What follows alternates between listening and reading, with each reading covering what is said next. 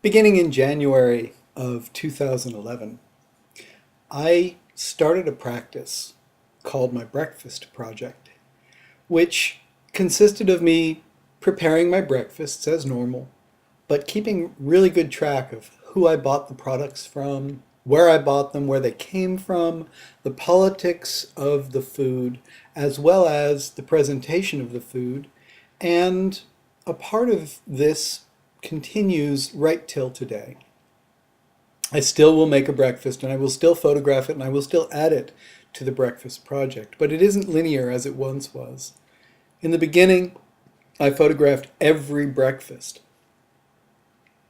I took the time to make sure that each and every breakfast was positioned in the best way to catch the sun, was on the table in beautiful presentation. I was truly connecting what I could of a visual arts practice with my mundane tasks. I focused for a while on where the products all came from and the food politics behind what I was choosing to eat. And that connected both the mundane task to the presentation, which was the visual arts, and to the political side of me, which always wants to speak to and address the social concerns of food. During the course of this practice, I experienced a little bit of weight gain, which was good because I ate a regular breakfast. And I experienced a lot of friends who said, "Stop, stop, you're causing me to gain weight." Others who were observing the practice actually saw it for what it was.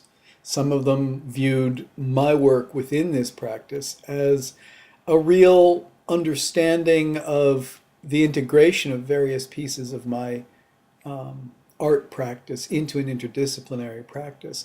Others just, read the politics or saw the visual plate. Most of the time, my friends would comment fairly lightly on the political content, but their observation of it was always there, and that was a big part of the project. How I presented this project was I took each one of these pictures and promoted them on Facebook. Every morning I would put up either the day before's or I would put up that morning's. Sometimes I would put up 2 or 3 mornings if I had missed or skipped a day.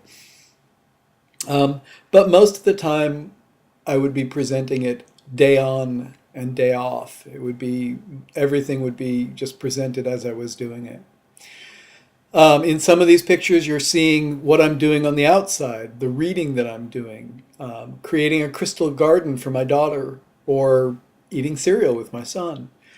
A lot of times, it was just a blintz or a blintz in a cup of orange juice. All of it had to do with the mundane tasks of feeding oneself. And all of it had to do with presenting that in view of an art practice. Some of the funnest comments I got were, "Are you really doing an art practice or breakfast as an art practice? Are you paid for that?" Various and sundry things like that. Overall, the practice itself allowed me to really see how I was connected with my day-to-day tasks. This truly became a daily practice. It's not a practice that I felt needed to be continued after initially connecting myself more firmly with my food, with my day-to-day tasks. So this is the breakfast practice. I hope you have enjoyed it. I hope you enjoy the remaining slides. And I hope that you have now a firmer grasp on what it is that I did in my breakfast project. This project extended over about a 3-month period, though it extended a little bit before that 3-month period, and it's continuing today in a very modified version. I will occasionally just get the inclination to take a photograph of my breakfast, or take a photograph of some mundane thing like a railroad tie, or some other thing that I just pass by regularly. But the breakfast project itself has been completed. It has been a task to integrate the parts of me that I took for granted before. It inspired me to learn what other parts of my existence I was not accounting for in my life, or not, not calling an art practice. Like, for example, the meeting practice that I did.